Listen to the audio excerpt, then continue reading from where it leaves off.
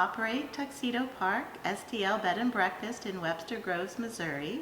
I'm just outside the city of St. Louis. And this morning I am going to produce a spinach quiche, and I really simplified it so that you can get it in the oven quickly. So we're going to start with a crust.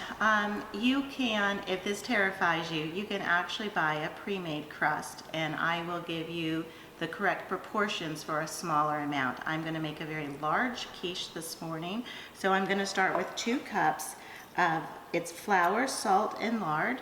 It is my grandmother's recipe. She's from Poland, and we've been using this crust for, well, a long time. She was born in 1898, so this is a nod to Grandma. And we're also using her rolling pin. So Grandma's with every quiche that I make.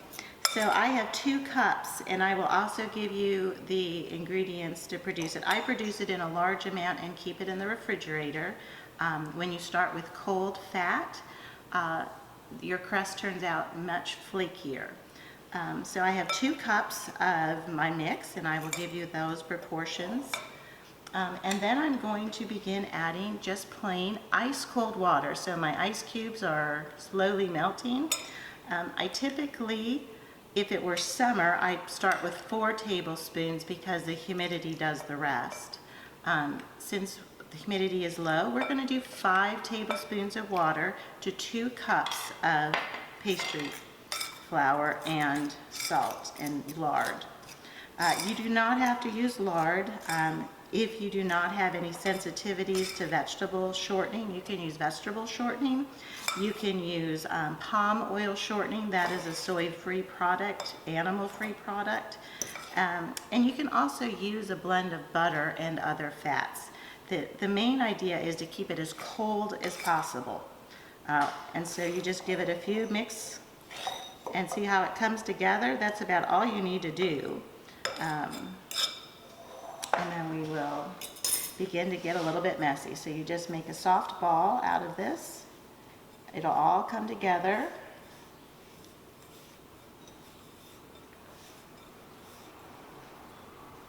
There we go. And then we'll need a little bit of flour on the work surface. So just take any countertop you have, give it a good scrub with soap and water, and lightly cover it with flour. Just kind of spread that out. You're going to want to flour your rolling pin.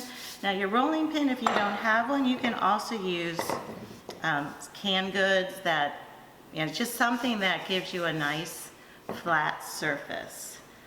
Make sure though that it doesn't have angles because you'll have a very uneven, lopsided crust. So give it a few pats in the flour, like so.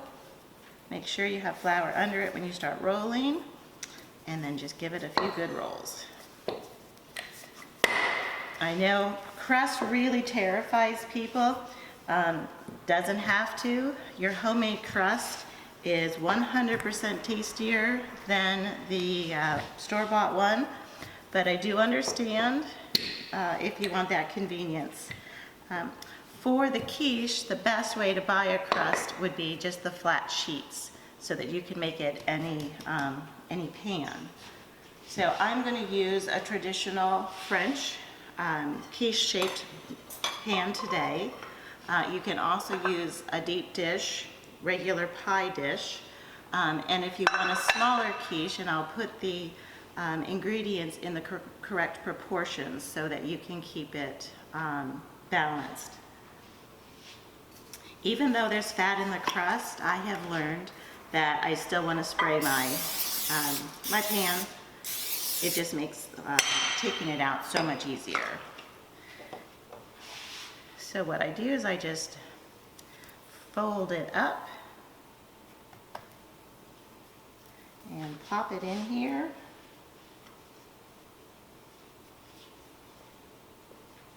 It doesn't matter if it breaks a little, you're going to push it all back together.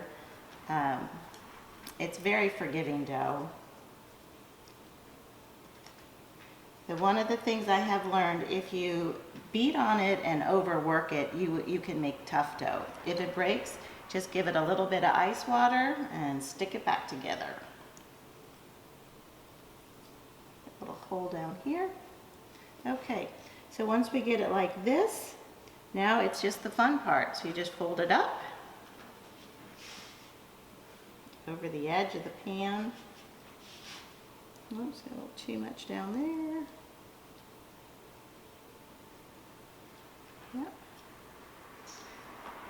So growing up, for some reason people had to make fun of my thumbs, but now that I cook and make pies and quiches all the time, I have the perfect thumb for crimping pies. So all those naysayers that thought I didn't have pretty dainty thumbs as a child, it's okay. I'm an excellent pie maker.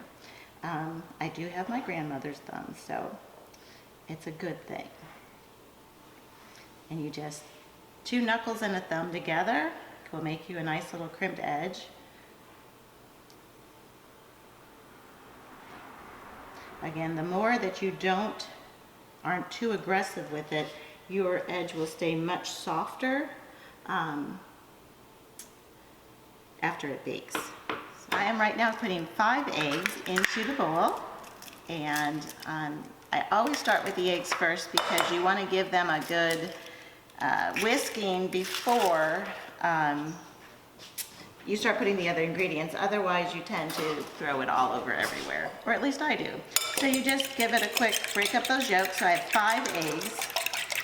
For my proportions, I use 1/2 cup of milk or cream, or half and half to every egg to make the custard.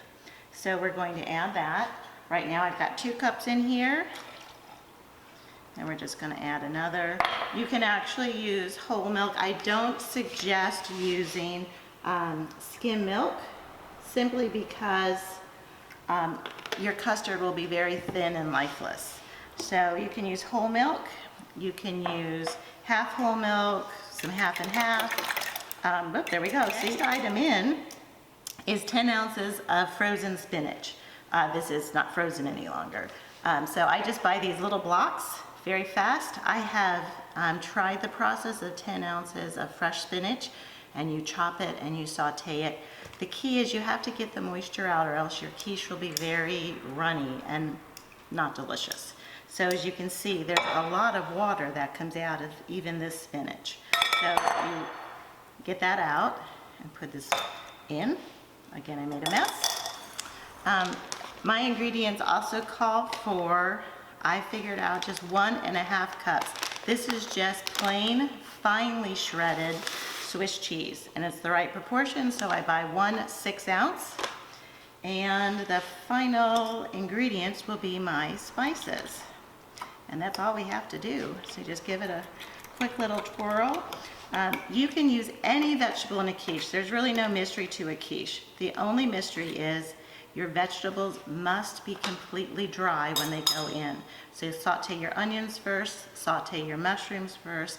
You do not want to add moisture to your mixture. And we are going to now put 1, because it's spinach, I do actually use a teaspoon of salt in my quiche. If you are using bacon or something else that was heavily salted, or if you had pre-sauteed your vegetables with salt, then you're going to want to come back. I also use an entire teaspoon of pepper, and then I use 1/4 teaspoon of nutmeg inside my quiche. I know that kind of bothers people. They think that nutmeg is only to be used for something sweet, but actually in France, nutmeg is used as a savory spice, and that's where I started making quiche, when I lived in France a long time ago. Here we go. We're just going to pour that in. If you want to get all that delicious custard out, just take a rubber spatula and save all your cheese and spinach and milk and eggs. And that's it. We are ready to go to the oven. I will put, you can actually take a little bit of nutmeg and just give it a little sprinkle on the top for a little visual appeal. And then we're ready to go to the oven. All right, we are going to put the quiche in a 425-degree oven. And I know that sounds really hot, but we're only going to do this for 15 minutes, and then we're going to turn the temperature down. So it's going to cook, we're going to brown the crust and help the crust set, and then we'll work on the custard next. Okay, so our 15 minutes is up, and we are going to reduce the oven temperature to 325 degrees. And then, if you don't have one of these, that's fine. I like to put the shield over the crust at this point because I don't want it to get any browner. You can make a foil topping as well. Or if you like darker crust, you don't have to put a crust shield on at all. Now we're just going to let it sit in the oven for another 35 minutes. Okay, that means that 35 minutes has gone by, and we are ready. Oh, is it beautiful? We're going to take the pie shield off first so that you don't end up flipping it onto your arm and burning yourself.